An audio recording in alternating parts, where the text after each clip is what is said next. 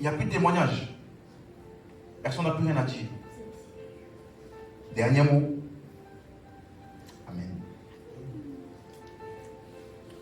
Alors, ça a commencé? Ok. Ouvrons nos Bibles dans 1 Timothée chapitre 2 verset 4. Soyez assez actifs parce qu'on va beaucoup lire.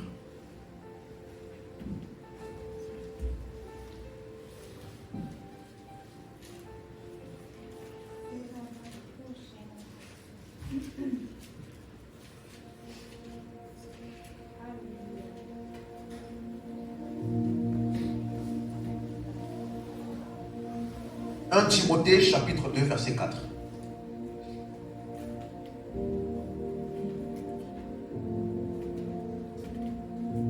Tout le monde a trouvé? Amen. La Bible dit Dieu, le verset d'avant qui dit cela est bon et agréable devant Dieu notre Sauveur, qui veut que tous les hommes soient sauvés et parviennent à la connaissance de la vérité. Le mot vouloir exprime la volonté de Dieu, n'est-ce pas? Donc ça veut dire que Dieu, son désir et sa volonté pour tous les hommes, pas pour quelques-uns, pas pour les bonnes personnes, pas pour ceux qui font des bonnes actions. Non, même celui que tu détestes, même celui qui t'a fait du mal, même le marabout, le sorcier du quartier, quiconque, dès que c'est un homme qui est sur la terre, la volonté de Dieu pour lui, la volonté de Dieu pour tous les hommes est que tous les hommes soient. Donc ça veut dire que si tu vois un homme sur la terre et que dans ta prière tu dis Seigneur, fais-moi justice. J'appelle au nom de Jésus tous ceux qui en veulent à ma vie, qui tombent dans la fosse. Si tu pries ce genre de prière-là, c'est parce que tu ne connais pas le Dieu à qui tu pries. Parce que ce Dieu à qui tu pries là, il veut que tous les hommes soient sauvés. Donc même si quelqu'un est le plus grand sorcier de mon pays, si je dois prier pour lui, ce n'est pas pour sa mort. Si je dois prier pour lui, c'est pour son salut. Parce que le vouloir de Dieu est que tous les hommes, tous, il n'a mis personne à côté. Parce qu'il y a des gens qui disent, le salut là, il y a des gens qui sont nés pour aller en enfer. Ça là, ça n'existe pas. Parce que Dieu veut que tous les hommes soient sauvés. Et après être sauvés, il veut qu'ils parviennent à la connaissance de la vérité. Ça veut dire ceci. Le jour où tu as reçu Jésus et tu as dit Seigneur, je te reçois dans mon cœur, ton prochain objectif de ta vie entière doit être de parvenir. Et souvent expliqué que le mot salut est un mot instantané. Tu dis Seigneur, la Bible dit si tu confères de ta bouche Seigneur Jésus et tu crois dans ton cœur que Jésus, que Dieu l'a resté entre les morts, tu seras sauvé. Donc être sauvé là c'est comment? Instantané. Mais parvenir à la connaissance là, il a utilisé un mot qu'on appelle parvenir. Ce verbe là veut dire tu as quitté par exemple de chez toi non? Pour arriver ici. Tu as pris des voitures ou des transports, peu importe. Mais en tout cas, tu as quitté de quelque part et tu as pris tout un parcours pour parvenir jusqu'à ici. Donc le salut est instantané, mais l'acquisition et la connaissance là est un processus. Tu as suivi? Le salut est instantané, mais parvenir à la connaissance est un processus que tu vas suivre toute ta vie.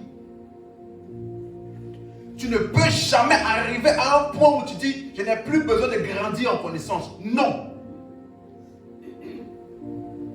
Donc si tu as un autre objectif dans ta vie, laisse-moi te recadrer ce soir. Amen. Et nous sommes dans les temps de la fin. Et Jésus revient bientôt. Vous me suivez? Son retour est plus proche aujourd'hui qu'il y était il y a quelques années. Et Dieu a un agenda précis dans ce temps dans lequel nous sommes. C'est notre responsabilité de saisir l'agenda de Dieu qu'il est en train de faire en cette saison-ci et nous ajuster à cela afin de fonctionner là où Dieu fonctionne. Vous me suivez? Et ce soir, par la grâce de Dieu, je vais te montrer par les Écritures exactement ce que Dieu est en train de faire maintenant. Dieu m'a parlé, n'est-ce pas? Mais ce n'est pas... J'ai pris ma vision, mon rêve, et je suis venu te dire, Dieu m'a dit ceci. Non, non, non. Je vais te dire ce que Dieu m'a dit, mais je vais te le montrer à travers les Écritures.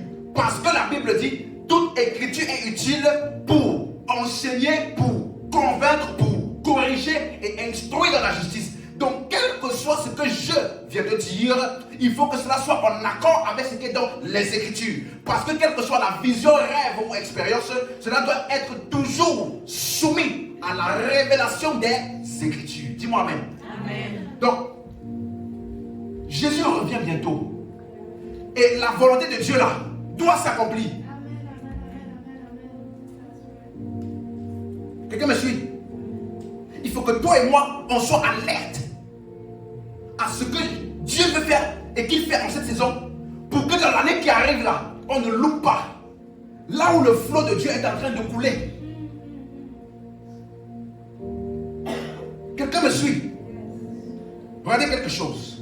2 Pierre chapitre 3, verset 8.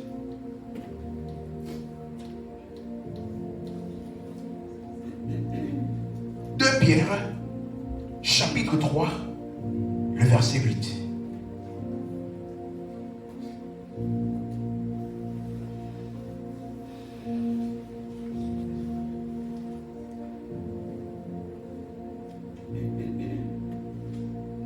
Est-ce qu'on y est? 2 Pierre, chapitre 3, le verset 8.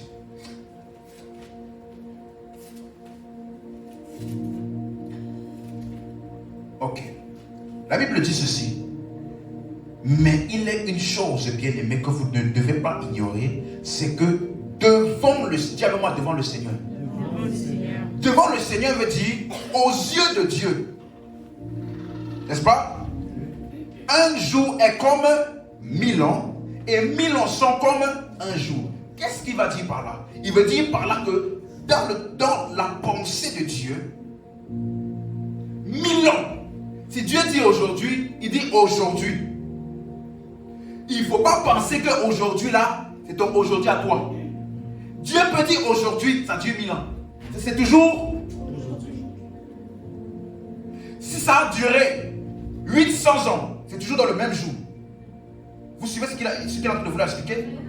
Il est en train de vouloir dire que quand Dieu dit un jour, ça peut paraître comme c'est long.